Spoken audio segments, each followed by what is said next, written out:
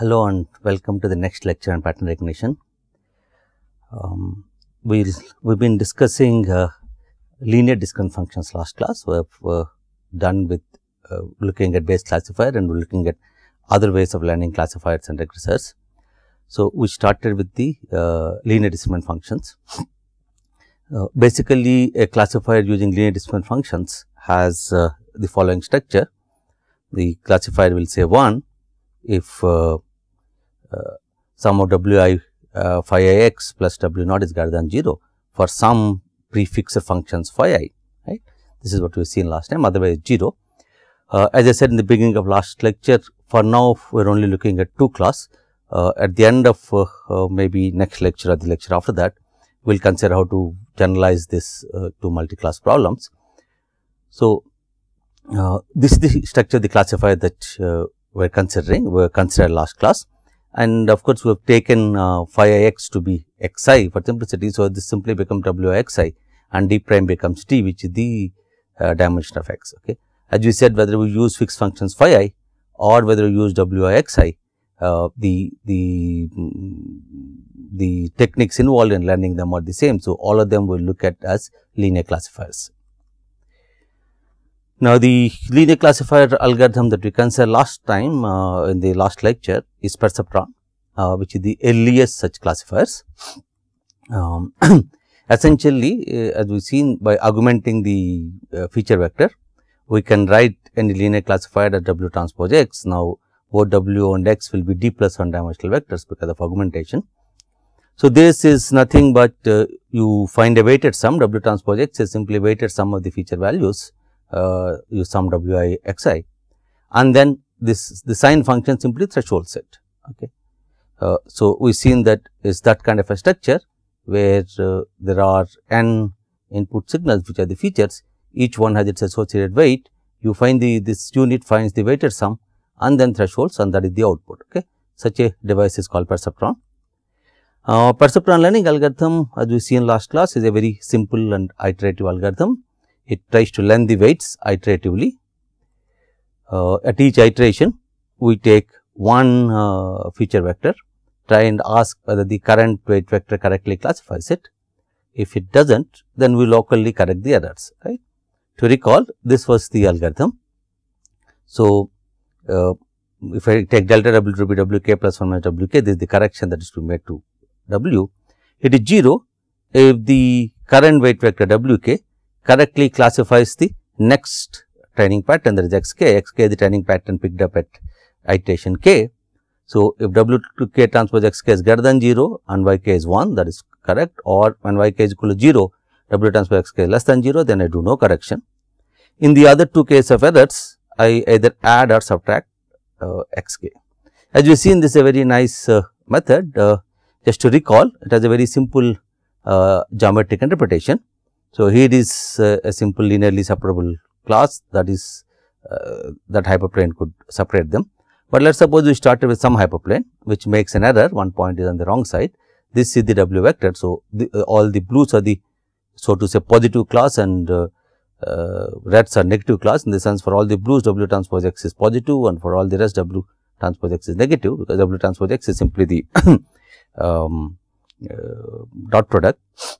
As you can see in the augmented feature space, all the hyperplanes pass to the origin, that the hyperplane equation is w transpose x equal to 0. So, now we have this wrongly classified thing which is on the wrong side of the hyperplane, and as we have seen, what it means is that I take w k, add x k to it. So, that becomes the new normal vector, which is essentially same as moving the rotating the hyperplane in the right direction. Whether we are adding or subtracting is essentially a matter of rotating the hyperplane in one direction or the other. And of course, when we do a local correction like that, in the previous hyperplane, this point is correctly classified, but now after I took care of correction for this point becomes wrongly classified. So, a correction now could have made something else that was correct earlier to become non-correct, but notwithstanding that, we know that this algorithm converges. We showed that if the training set is linearly separable, the series of corrections will stop at some finite time, and will always find separating hyperplane after finitely many iterations. Okay. So, this algorithm is of course incremental, in the sense I look at only one feature vector at a time. So, in principle, if I am just getting a stream of feature vectors, I can run the algorithm with that without needing to store all the feature vectors in the main memory. We also looked at a batch version, where using the current WK, we classify each one of the training vectors, and then looking at the correctness otherwise of all of them together, we make all the corrections together to the WK. And we shown that the batch version is essentially a gradient descent on a reasonable cost function, and hence that also converges. Okay. So, to sum up, Perceptron is a simple device, essentially weighted sum and threshold. Is also a simple learning machine, one of the first learning machines, one of the first learning algorithms for pattern recognition. Is also can be thought of as a neuron model, as I told you. A simple model of a neuron is that it has many input ports, which are called dendrites, on which inputs come at places called synapses. Each synapse can have a weight, in the sense how much that synapse affects on the surface of the neuron. So, I can think of a neuron, a simple neuron for a mathematical model to be essentially doing a weighted sum of all the inputs and then thresholding it, right. In that sense, is a simple neuron model, and the weights can be adopted. As I pointed out to last class, because the adaptation is simply based on the kind of error that is known at this point. You add W to X, that means for each component you add the corresponding component. So, to update this weight, all the information needed is available on this link itself, because it just needs to know the value of xi there. So, it is a very nice local algorithm. I did not really explain it in detail last class, but Perceptron, which was proposed by Rosenblatt, was proposed not just as a abstract pattern classification algorithm, but this is proposed as one possible way in which our brain can learn. Okay. The idea is that by then people knew that there are neurons like this, and the outputs of other neurons will come and synapse at the inputs of some other neuron. That is how they interact, and essentially all the currents passing through all the synapses will increase the potential on the surface of the neuron, and once the potential goes below some above some value, it fires an action potential, which will be then input to other neurons and so on. So, given this, any change in the information, knowledge, problem solving ability of the brain can come about only by changing synaptic weights. So, everybody is looking at algorithms of how synaptic weights can be changed, so that non-trivial processing can be done. So, Rosenblatt proposed this as a model of how we may learn visual categorization. So, I am shown some images and say these are dogs, I am shown some other objects, say these are cats. We can think of these features as measuring some quantities on the image. As we seen already, if xi is replaced by phi I of x, nothing changes in the algorithm. So, I can think of each of these as phi I of the pattern that is put in front of the neuron, which could be in front of your retina, for example. So, given some pattern, there could be some measurements that we are born with. So, these phi's are fixed. So, meaning we are born with some kind of feature detection we can do on the image that is in front of us. Given that these things are fixed and somebody wants to teach us, let us say teach us to distinguish between Maruti cars and let us say Ambassador cars. Obviously, it is too much to expect that we are born with an ability to distinguish them. So, using some generic measurements that we have, we somehow learn, given enough supervised examples being pointed out that this is a Maruti car and that is a Ambassador car. Even though we may not be able to very precisely describe the difference in shapes between Maruti cars and Ambassador cars, we learn to distinguish between the shapes and can do the classification correctly. This could be one example, one method by which such visual categorizations could have been learned. Okay. It is in that sense that Perceptron was originally proposed, and for its time, it's a very interesting algorithm with a very interesting convergence proof. As a matter of fact, it was actually built using electronic hardware. Those days, these are pre-IC days, using mostly op amps.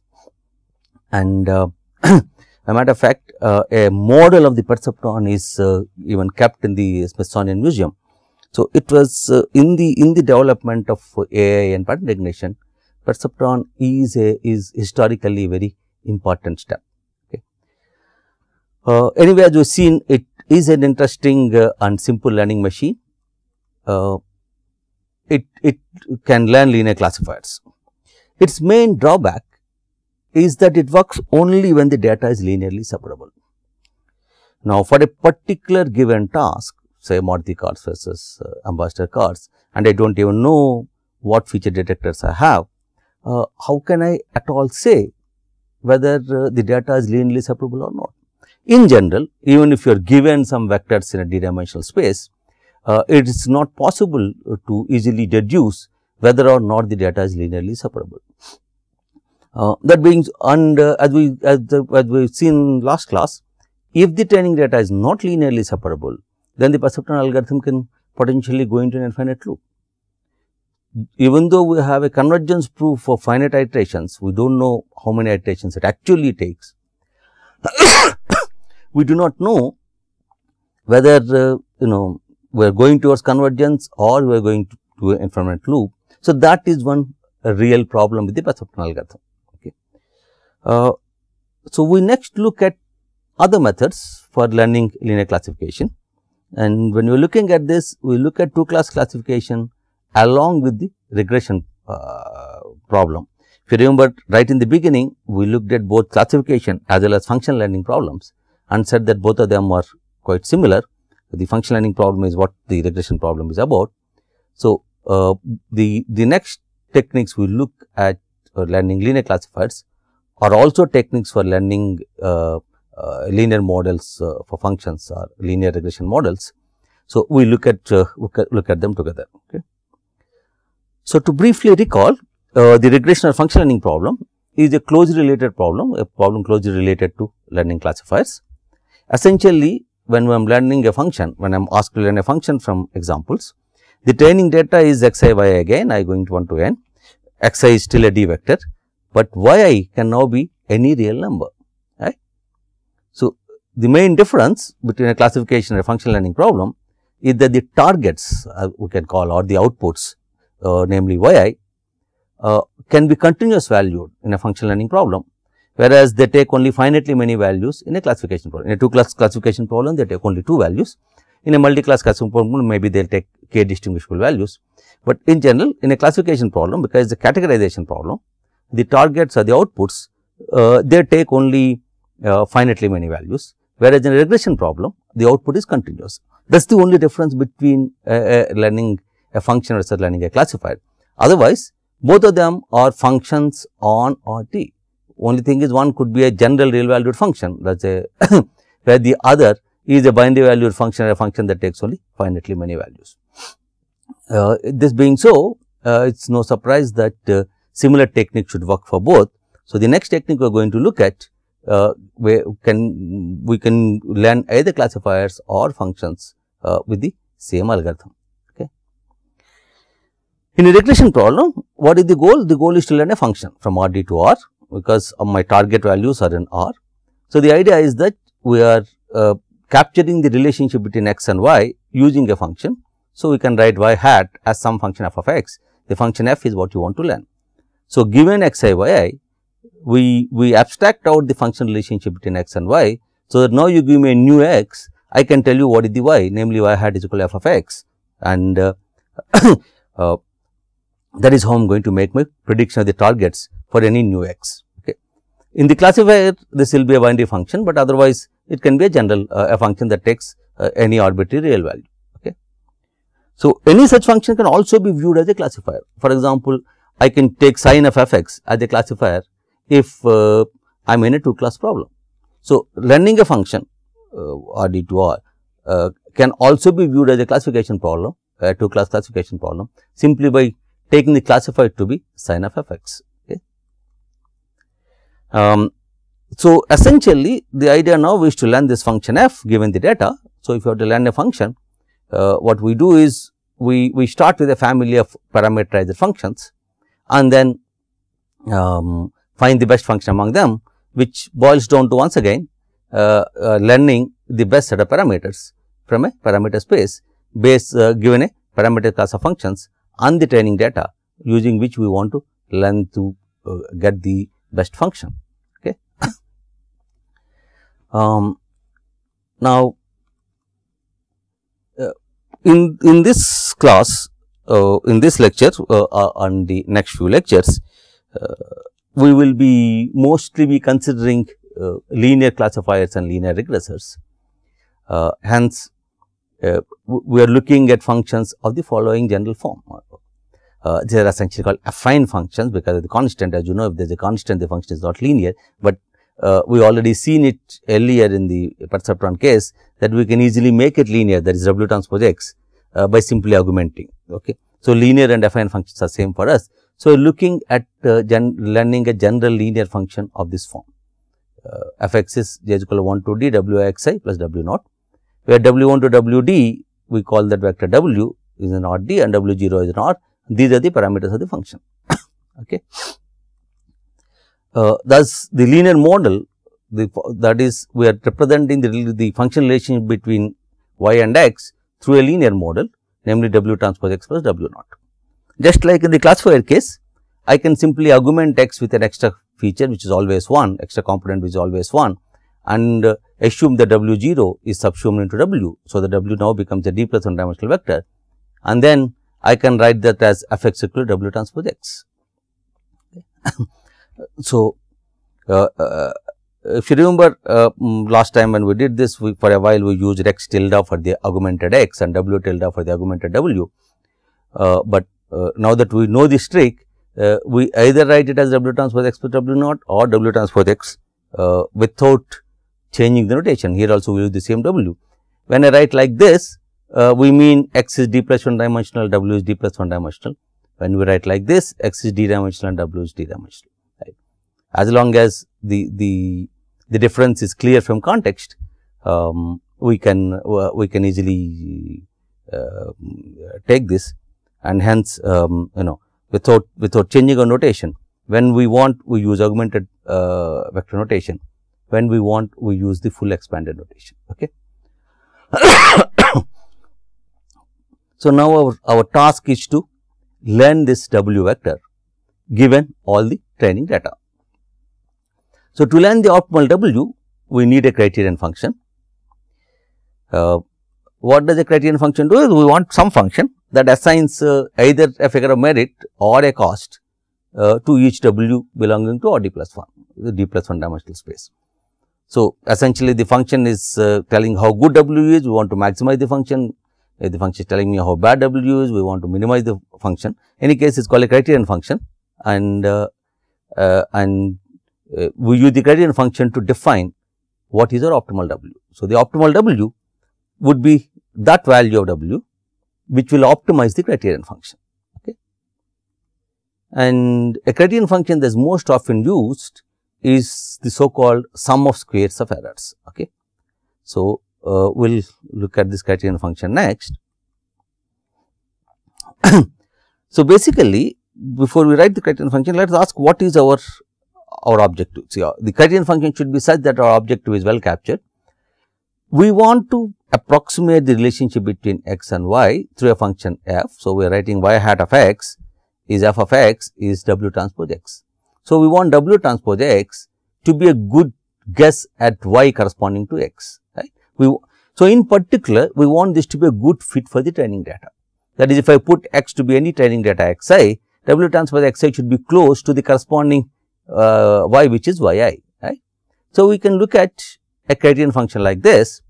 This is a function defined from odd d plus 1 to odd. So, it assigns a cost to every vector w, and the cost is, if w is my final solution for the function, with that function w, with that w, if you give me x I, I would have predicted x I transpose w, whereas the true value is y I. So, x I transpose w minus y I is the error. I square the errors because some errors may be positive, some errors may be negative. So, if I simply add, even though I make lot of errors, I may artificially think that I have low error. So, we square all the errors and add them, right. So, this JW is always positive and it will be 0 if for each I, yi exactly matches xi transpose w, right. Otherwise, it will not be 0. And if JW is low, then it means that in most of the time using W, I am able to predict the corresponding yi for a given xi. If you give me xi, my prediction is xi transpose W, the two values yi, I am taking the sum of squares of errors, and if sum of squares of errors is small, that means my prediction is not too far off. So, it is good to look at optimal W as the minimizer of j. Okay. If I can find a W that finds a global minimum of j, then that is the best error I can get, right. This is often called the linear least squares method, right, or sometimes mean square method. So, we are taking the sum of squares of errors and asking which W will minimize it. Okay. This is called the linear least squares method. So, we want a least square solution is that value of W which minimizes this function. This function is very reasonable, because essentially each W is being rated on how well it predicts the correct target value for each of the training samples. Okay. So, our objective is to find a W to minimize this. As we seen for a function learning problem, this is a good criterion to have, because essentially I am learning the function f x is equal to W transpose x. So, if you give me xi at the input, I would have predicted xi transpose W and the two values yi. So, if that the W minimizes this, then most of the time I am getting my predictions right. This can also be used for classifier. Suppose we want to learn classifiers, then let us say yi are in the range minus 1 plus 1 instead of 0 1. Let us say the two classes are represented as minus 1 plus 1. That means, if I once again put it in this, I will get low error if for all xi which are in class plus 1, W transpose xi is closer to plus 1, and for all xi that are in class minus 1, W transpose xi is in class is closer to minus 1. That is when I will get low value of j. So, because we would be using sign of W transpose x as our final classifier output. So, if W transpose x is positive, we will put in plus 1 class, W transpose x is negative, we will put in the minus 1 class. So, that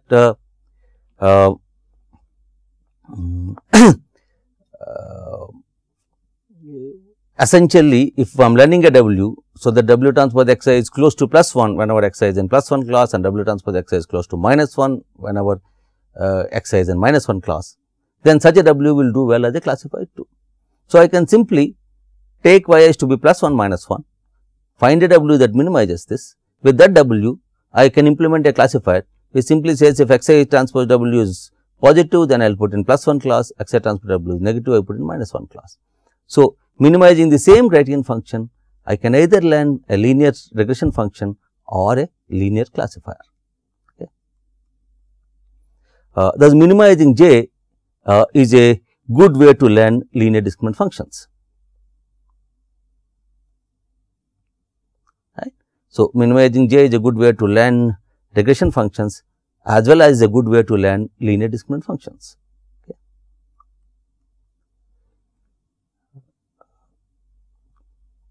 Now, so let's look at the computational problem now. I am given training data xi yi. I have this function j of w defined for every w in RD plus 1. So, I want to set your RD plus 1 to find a minimizer of this function. Now, this is a quadratic function. Right. So, because this is a quadratic function, it is no surprise that we can analytically find the minimizer. So, what we will do next is to derive the minimizer by using calculus. Okay. To do that, we will have to first put this expression into a slightly different form, where it is easier to differentiate it and find the minimizer. So, what we are going to do is we are going to rewrite j of w into a more convenient form.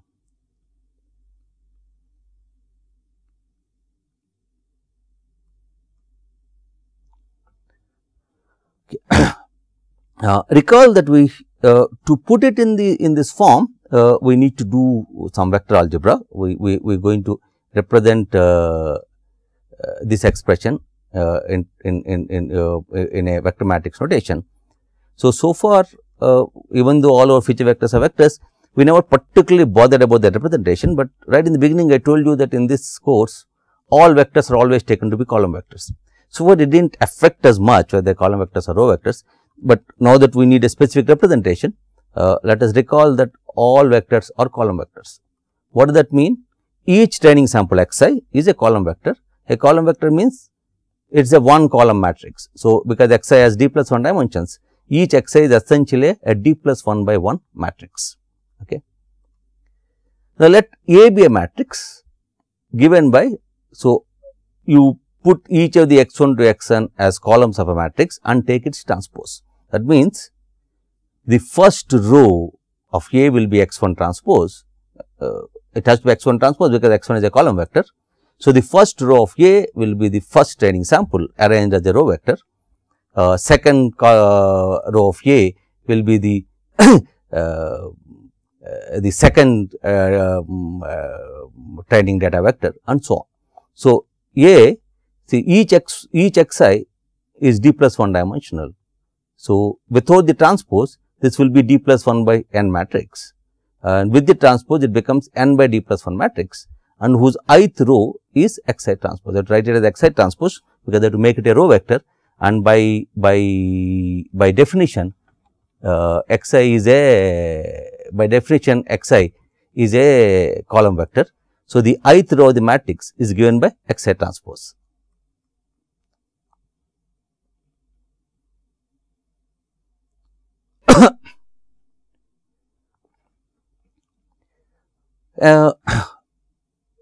Now, if I do AW, where W is a, see A is a n by d plus 1 matrix, W is a d plus 1 vector. So, AW will be n by 1 vector. Okay. A's rows are represented as x1 transpose, x2 transpose, so on. So, in this n vector, when I take this matrix vector multiplication, the ith element will become xi transpose W. Right. So, AW will be a n vector whose ith component is xi transpose W. Now, let the capital Y denote also a n vector whose ith element is yi. See, I have n training samples xi yi. So, I take all the targets y1, y2, yn, arrange them as a vector, okay, and then call that y. So, now, if I make a new n by 1 vector, see AW, A is a n by d plus 1 matrix, W is a d plus 1 by 1 vector. So, AW is a n by 1 vector, y is also an n by 1 vector. So, AW minus y will be an n by 1 vector, whose ith element will be what? The ith element here is xi transpose W, here is yi. So, ith element of AW minus y is xi transpose W minus yi. So, now we are ready to rewrite the function j. J is half of xi transpose W minus yi whole square. Now, I have a vector here AW minus y, whose ith component is exactly this xi transpose W minus yi whole square. So, this sum is actually you take each component of this vector, square it and sum it. That is nothing but the norm square of this vector. So, the norm of that vector is simply AW minus y transpose AW minus y. Right. So, I can write JW as half of AW minus y transpose AW minus y. Yeah, just a small point which I should have mentioned right in the beginning. The only reason we put a half in this JW, it's more out of to stick to convention. When you differentiate with respect to W, because the square here, there will be a 2 that comes out, so that you won't have any constants in your derivative. That 2 will be cancelling with this half. Otherwise, this half makes no difference. I'm minimizing j. So, whether I put this half or don't put this half, the minimizer will be the same. Right? It's just that putting that half is tradition, so that this the 2 from the square when I differentiate will cancel with this half. That is the only reason the half is there. So, anyway, now we have written JW in terms of vector matrix notation as half AW minus y transpose AW minus y, where A is a matrix whose rows are the augmented feature vectors x1 and x2 and all the way up to xn, and y is all the targets y1, y2, yn arranged as a n vector, and w is the d plus 1 vector that I want to find by minimizing this. Okay. So, to find minimizer of j, we need to equate its gradient to 0, and jw is given by this. So, I need to find the gradient of this with respect to w. Okay. This is aw minus y transpose aw minus y. So, if I differentiate with respect to w, I get aw minus y and multiplied by the coefficient of w. So, and of course, we have to properly take care of whether A comes or A transpose comes because the vector matrix differentiation. If we do all that, we get the gradient as A transpose times AW minus Y. Right. That has to be because AW minus Y is a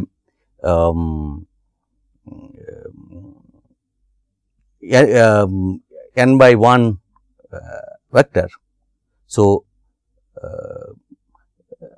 I can only multiply with A transpose and not with A. Okay. So, I know that when I differentiate, of course, the half will go away, and when I differentiate, I get A transpose AW minus Y. So, the gradient turns out to be A transpose into AW minus Y. So, if I equate the gradient to 0, I get A transpose AW is equal to A transpose Y.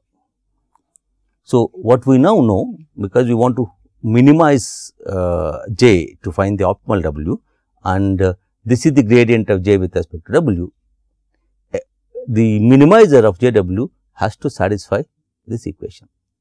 Now, this is some matrix, right? This is also some given vector. Okay. So, this is a linear system of equations. Okay. So, what we can say is that the optimal w satisfies this system of linear equations. These are often called the normal equations, and if we solve this system of linear equations, we can get w.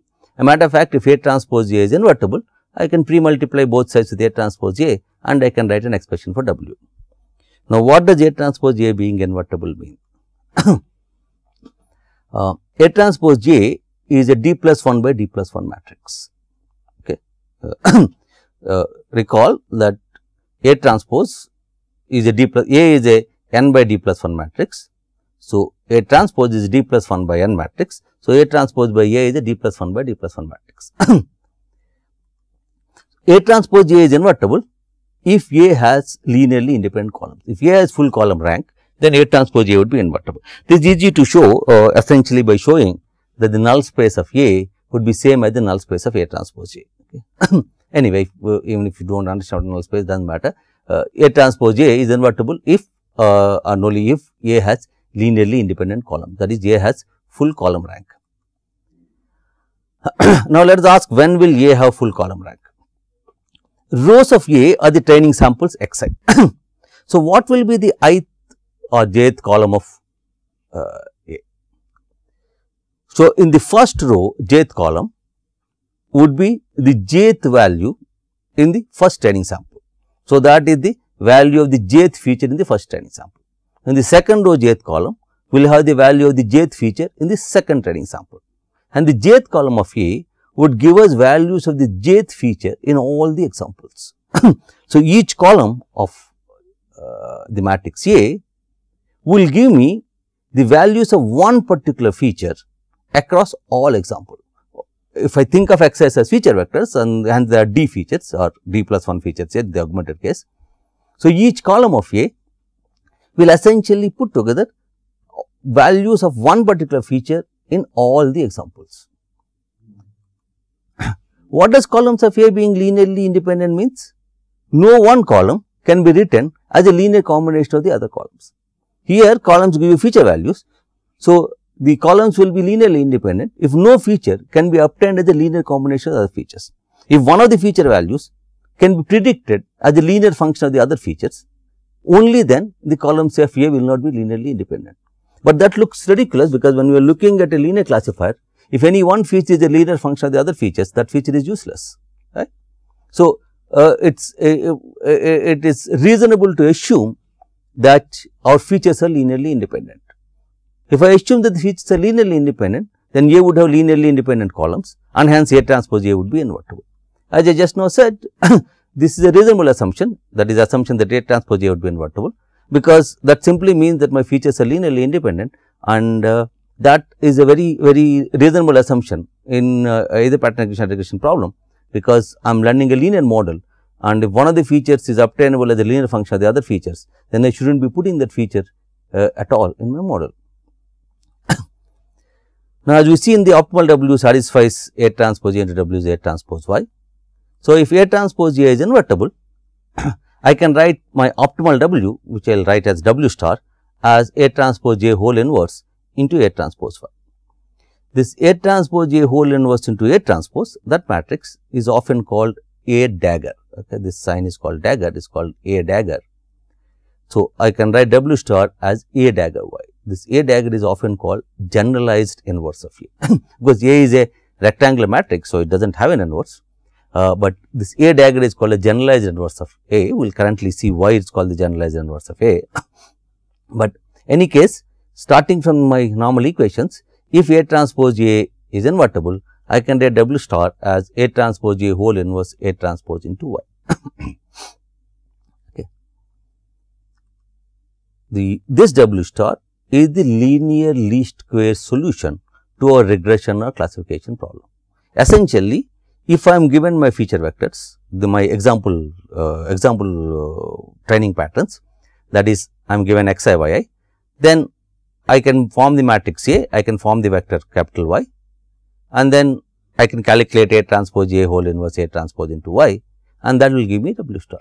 So, given the training data, I can use this expression to compute W star. So, this W star is our linear least square solution, and that is our final regression function or classifier. Okay. Now, let us look a little bit into what this solution means. What is our least squares method trying to do? As we have seen that that function j is simply the norm square of the vector AW minus y, right. Now, what is A? A is a n by d plus 1 matrix, W is a d plus 1 vector, Y is a n vector, right. And normally, see, d is the dimension of the feature vectors and n is the number of examples. Normally, we have many more examples than the dimension of the feature vector, otherwise is really meaningless. If you give me 1 point in R2 and ask me to find a classifier, it is hardly meaningful. I should get many more points, certainly more than 2 points, to really say whether linearly separable or not. So, in most normal problems of function learning or classifier learning, n will be greater than d. N is often much larger than d. Now, let us look at this AW is equal to y system. This is a system of linear equations, right. W is the d vector, that is the unknown, d plus 1 vector, that is the unknown. Now, A is a rectangular matrix, n by d plus 1. So, in a linear system like this, n, the rows of A, that is n, would be the number of equations. The columns of A, that is d plus 1, is same as the dimension W, those are the unknowns, because n is much larger than d. This is a over determined system of equations. We have more equations than unknowns. Now, the system may be consistent, may not be consistent. As you know, when we are given a over determined system of linear equations, the system is not consistent, won't have a solution. Beforehand, we have no way of knowing their solution, and they may not even be, because we are just fitting a function. The actual xi, yi may not be on a line, on a hyperplane. So, I may not even be able to satisfy W transpose x is equal to yi for each I. So, the system may not be consistent. Whether it is consistent or not, we are asking find a W that even if it does not exactly solve this, it solves it in the sense of minimizing errors over the training data.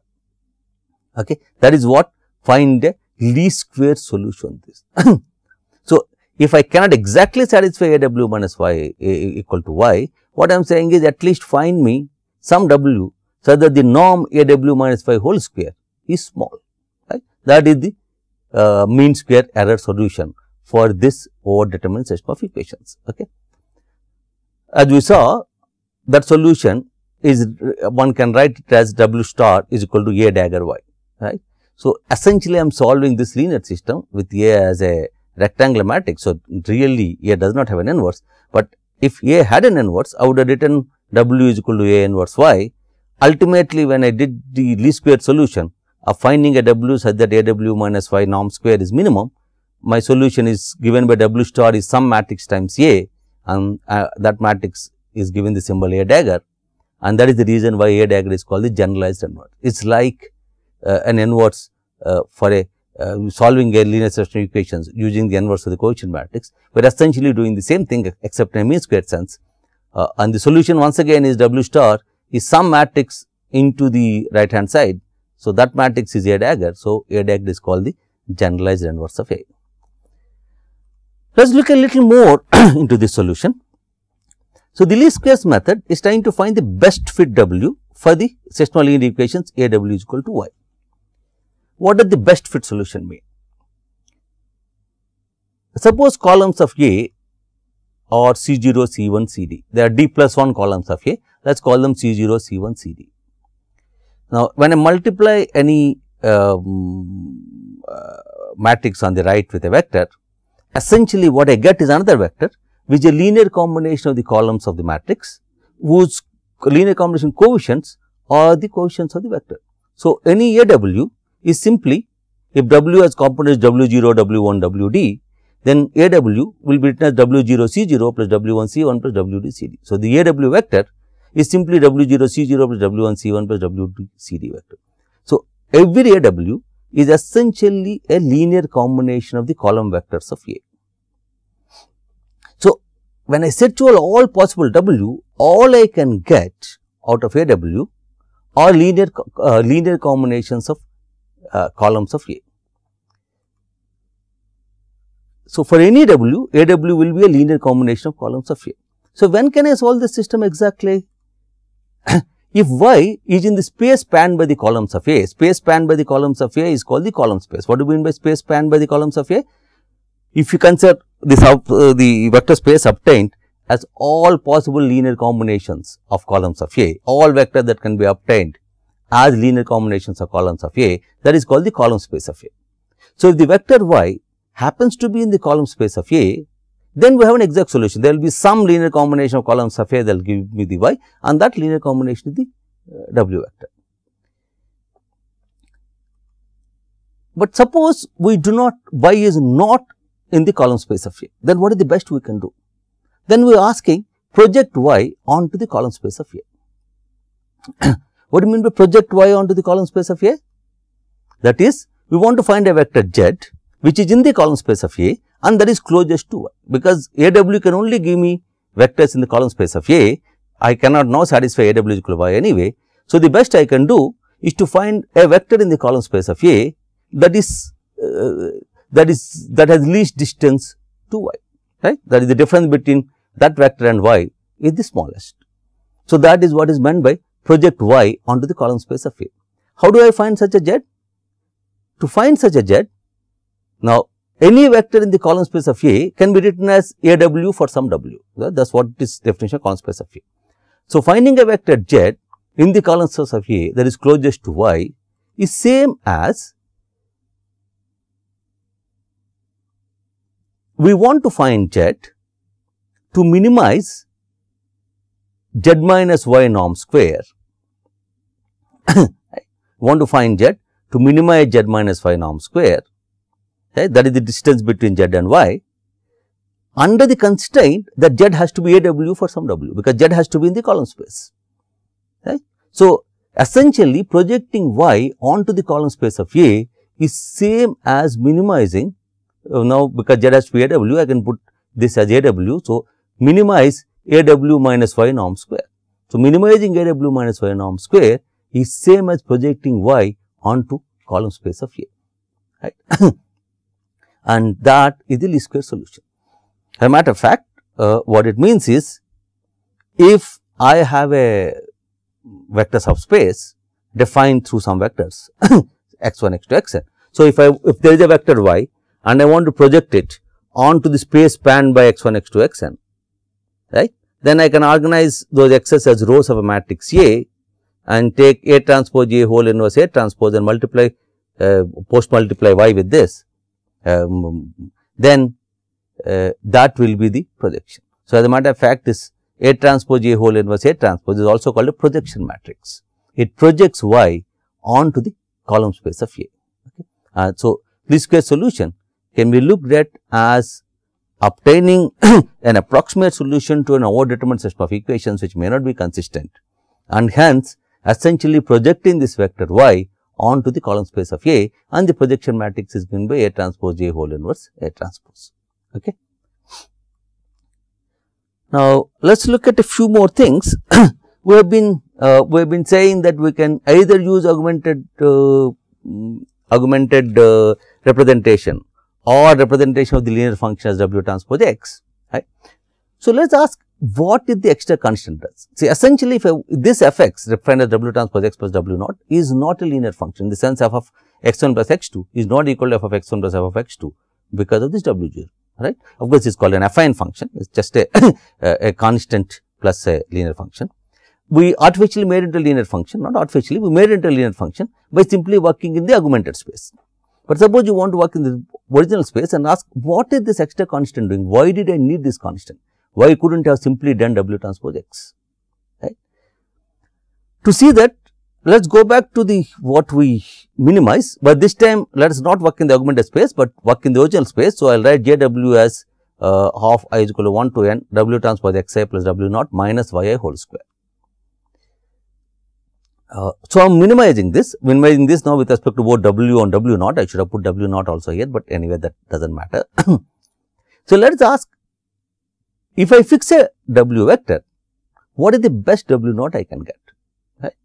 For a fixed W, if I want to get the best W naught, then I have to find the partial derivatives of j with respect to W naught equated to 0, right. That will give me the best W naught. Okay. So, let us look at that best W naught. So, what is del j by del W naught? This is j. If I differentiate it with W naught, I get this 2, the half cancels, summation this into W transpose X plus W naught minus Y, and because W naught has no other coefficient, that is the whole derivative. So, del j by del W naught is given by this.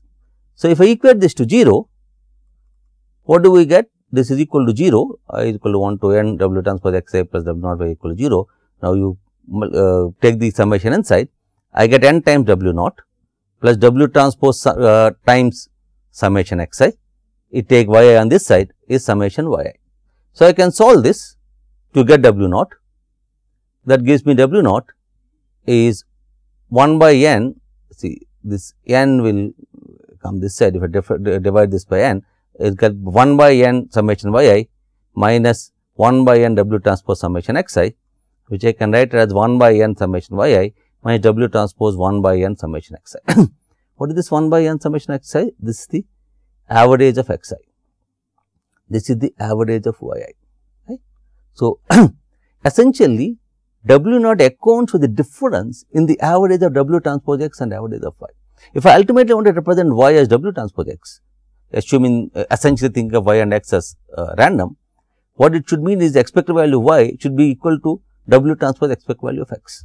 So, if expected value of Y, that is the average of Y, is not equal to W transpose expected value of X, then I have to account for this difference, because that can't be accounted for my linear function W transpose X. That difference is accounted for by W naught, right. That is the reason why we need a constant essentially. If some of these averages can be matched otherwise, then we do not need the constant. Okay. So, W0 is often called the bias term, because it is trying to adjust between the averages of average of Y to the average of W transpose X. Okay. So, that is why whenever we write a general linear model as W transpose X plus W naught, the W naught is called the bias term. Okay. Just a few more things about our linear model. We are taking our linear model once again, let us put W naught back into this and take x of 0 to be 1. So, that we are working back in the augmented space. So, model is y hat x is summation j is equal to 0 to d w j x j. Okay. Now, as mentioned earlier, we do not have to use x j, we can use any fixed set of basis functions phi I. Right? What does that mean? The model could have been y hat x is equal to, that is f of x is equal to j is equal to 0 to now d prime. It could be any, the number of phi functions need not necessarily be equal to the dimension of x. J is equal to 0 to d prime w j phi I of x j.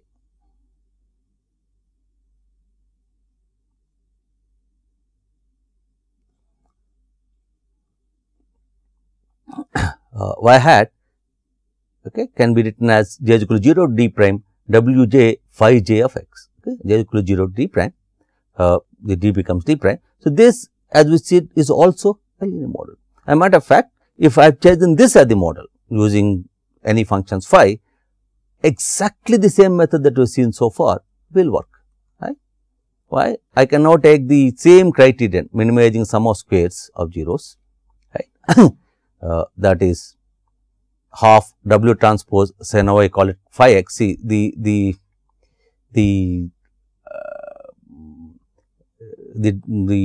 sum is w j phi j x, that is w 0 phi 0 x, w 1 phi 1 x, w 2 phi 2 x and so on. So, if I write it as w transpose phi x I, this vector phi x I should have components phi 0 x I phi d prime x I. So, I can write j as I is equal to 1 to n w transpose capital phi of x I minus phi whole square. So, if I put capital phi of x I in place of x I, right, then exactly the same algebra goes through, right. We want the minimizer of j, the minimizer of j can be learned using the same method as earlier, right. We will once again get A transpose A inverse A transpose y. The only difference is that now the rows of A, earlier the ith row of A is x I, now instead of that it will be capital phi of x I, which is phi 0 of x I, phi 1 of x I, all the way up to phi d prime of x I. Okay. So, the only difference is that the ith row of matrix A would be now the capital phi of x I. Okay. Except for this, exactly same thing goes through. So, let us look at one example of this generality. Let us take d is equal to 1, right, one dimension case. So, that means both x I and y are belong to all. So, my training data set is simply real numbers, pairs of real numbers x and y, x1 y1, x2 y2, x and yn, and you want to find a function relationship with x and y. What is this problem? This is the familiar curve fitting problem that all of you have done, right. So, you want to put y is equal to f x, then you find the least squares curve fitting. The least squares curve fitting is you take f x I minus phi whole square, sum over I and minimize that. Most of you would have done the linear fit, that is you do y I minus m x I minus c whole square, differentiated with find partial is equal to m and c, and then find the optimal m and c, right. That is the least squares curve fitting. So, the problem that we have is a least squares curve fitting. Let us say we want a generic least squares curve fitting. What kind of curve? Let us take phi j of x to be x to the power j, j is equal to 0 to n. So, what does the model mean now? Y hat x is f of x, is w 0 phi 0 of x, phi 0 of x is 1, then w 1 of phi 1 x is x to the power 1 and so on. So, y hat x is w 0 plus w 1 x plus w 2 x square plus w m x power m. Okay. So, what is this? This is nothing but a polynomial in x. So, if I want to model y as a mth degree polynomial in x, right, I can simply think of it as a linear least squares problem. See, mth degree polynomial is certainly not a linear curve, right, but I can think of it as a linear least squares problem by simply working with phi j of x equal to x power j, right. So, the model is I want to model y as an nth degree polynomial in x, right, and I want to find the best coefficients for the polynomial w 0, w 1, w m. I can solve it using the same linear method that I have of this the generalized inverse method. Okay. So, all such problems are tackled in a uniform fashion using the least squares method that we proposed here. Okay. So, this is what essentially the generality that you get with respect to phi means.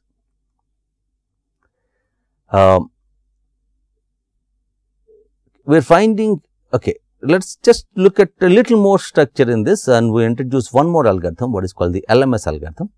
We are finding a W star to minimize this. Right? To minimize any function, I can use gradient descent, right.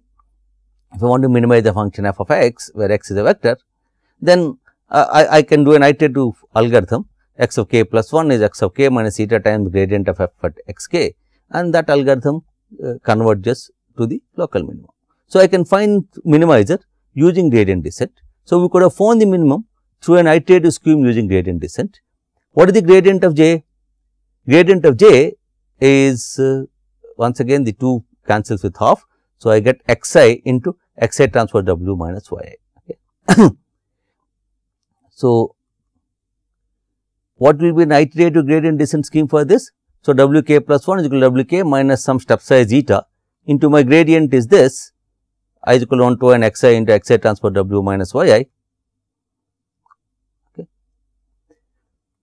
Now, if you look at it in analogy with perceptron, it looks like a batch version of the algorithm, right. Given a current w, these are the errors I am making on each of the training samples. On ith training sample, my error is xi transpose wk minus yi. Right. So, I calculate the gradients with respect to all the errors and then do correction together. Right. So, that is a batch version.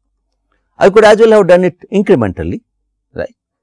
So, here we are first using the current w, we find errors on all the training data and then do all the corrections together. Instead of that, we could do an incremental version of the algorithm. What will the incremental version mean? In the incremental version, at each iteration, we pick one of the training samples, let us say xk and correspondingly yk. Then the error on this sample will be xk transpose wk minus yk whole square. So, we use only that gradient in the gradient descent. I get wk plus 1 equal to wk minus eta xk into xk transpose wk minus yk, that is the gradient, right. This is called the LMS or least mean square algorithm. So, LMS algorithm is essentially the linear least squares method, where I minimize j using an iterative gradient descent, but using a incremental algorithm. So, that is the LMS algorithm. We update w iteratively like this. Here xk, yk the training sample picked at iteration k and wk the weight vector at iteration k. So, like in the perceptron case, because it is incremental, we do not need to store all the examples. We can have examples coming in a stream and we can do from there. If eta is sufficiently small, this algorithm also converges to the minimizer of j. Such an algorithm is called the LMS algorithm.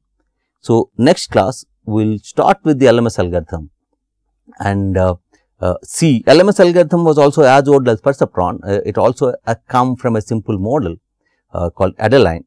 So, we look at the LMS algorithm, various ramifications of the LMS algorithm and then look at more structure in the linear least squares method. Thank you.